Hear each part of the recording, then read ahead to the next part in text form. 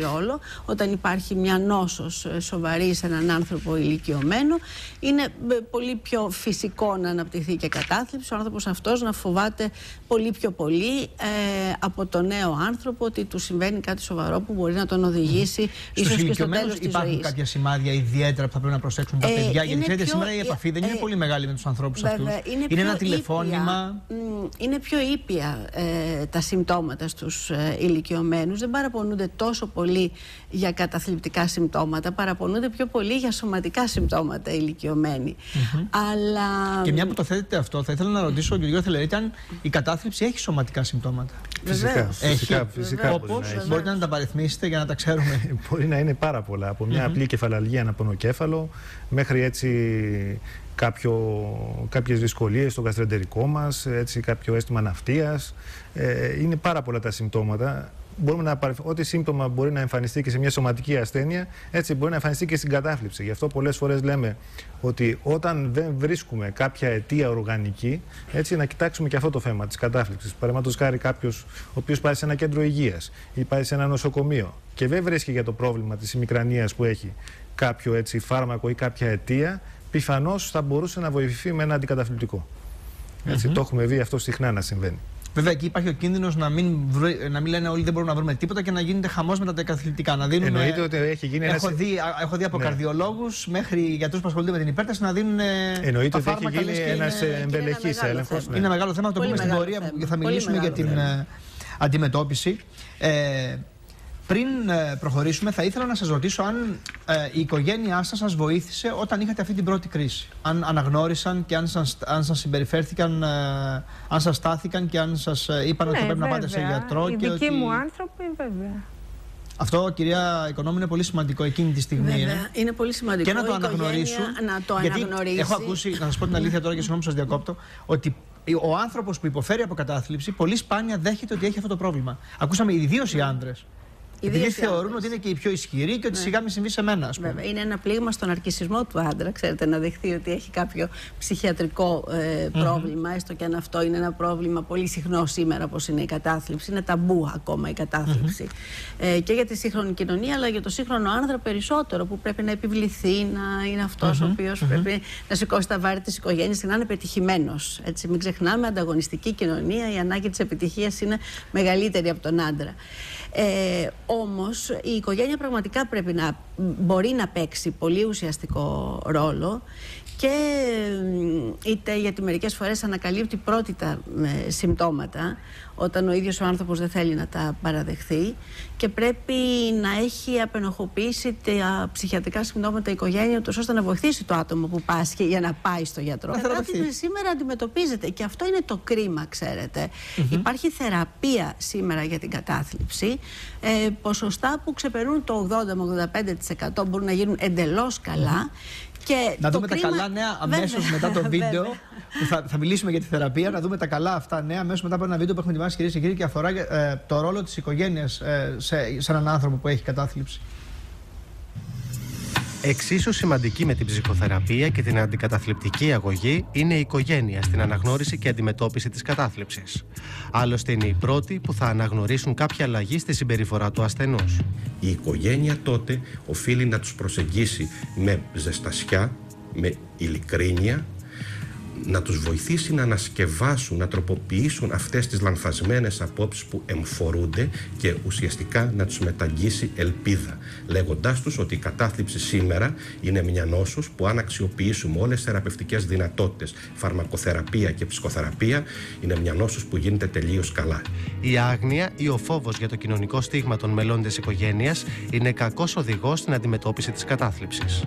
Δηλαδή, τους λέγει, αντί να επισκεφθούν γιατρό αναζητώντας την προσήκουσα βοήθεια και την ενδειγμένη θεραπεία, ρίξ' το έξω, βγες έξω, πήγαινε μια βόλτα και όλα θα πάνε καλά. Στην περίπτωση αυτή, όχι μόνο όλα δεν πάνε καλά, η νόσος επιδεινώνεται διότι ο πάσχων εξερχόμενος της οικίας του βλέπει τους άλλους που περνούν καλά, ο ίδιος είναι τυλιγμένος στο πέπλο και στο μαγνάδι της θλίψης και επιδεινώνεται.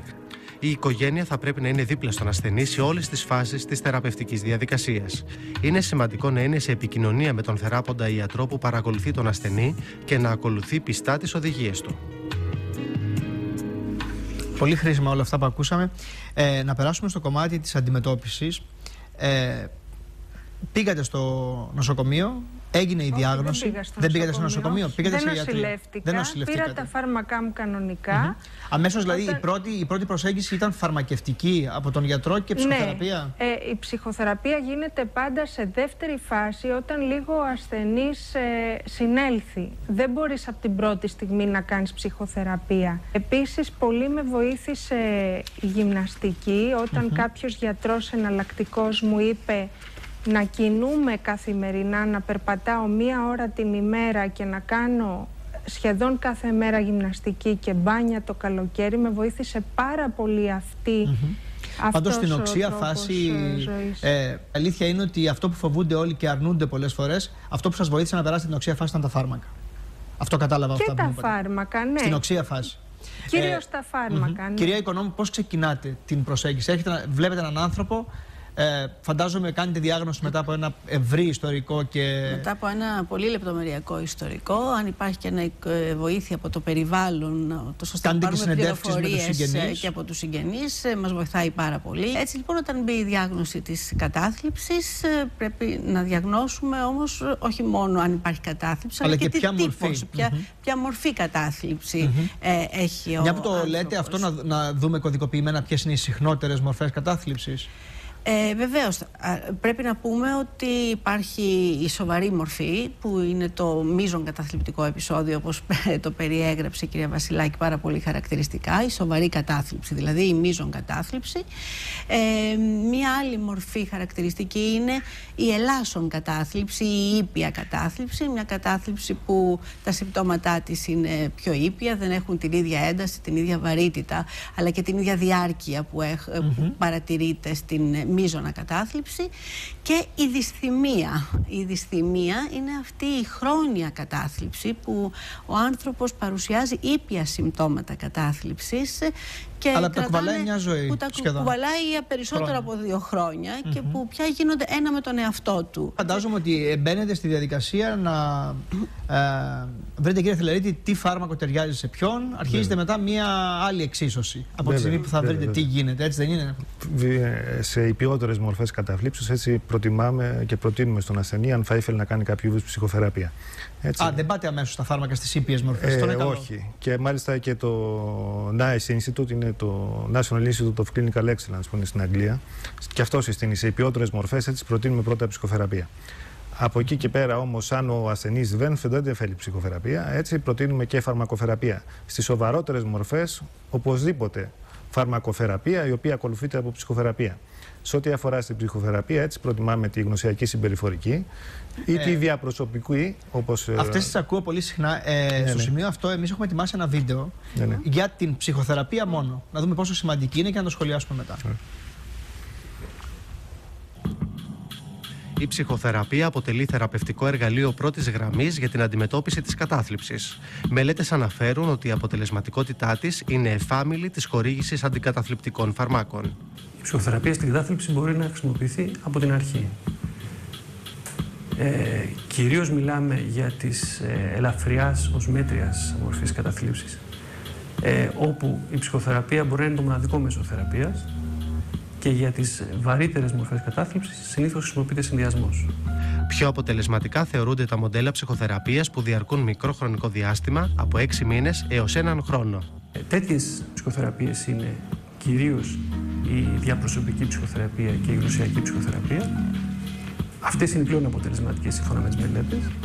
Τελευταίες μελέτες αναφέρουν ότι οι ασθενείς με κατάθλιψη που έκαναν γνωσιακή ψυχοθεραπεία είχαν μικρότερο κίνδυνο να εμφανίσουν στο μέλλον ένα νέο καταθλιπτικό επεισόδιο. Θεωρείται ότι μέσα από τη διαδικασία της ψυχοθεραπείας το άτομο μαθαίνει τρόπους, μαθαίνει πράγματα για τον εαυτό του που το βοηθούν να προλάβει ή να αντιμετωπίσει δυσκολίες στο μέλλον που μπορεί να το οδηγήσουν σε πάθη κατάθλιψη ή να κομμαντάρει κάπως πιο νωρίς τα συμπτώματα έτσι ώστε να μην προχωρήσει η κατάθλιψη.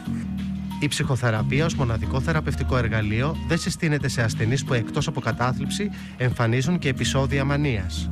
Σε αυτές τις περιπτώσεις συστήνεται ο συνδυασμός ψυχοθεραπείας και φαρμακευτικής αγωγής. Υπάρχουν περιπτώσεις που τα συμπτώματα είναι τόσο έντονα, ή υπάρχει αυτοκτονικότητα ή υπάρχει αναγεννοσυλία, όπου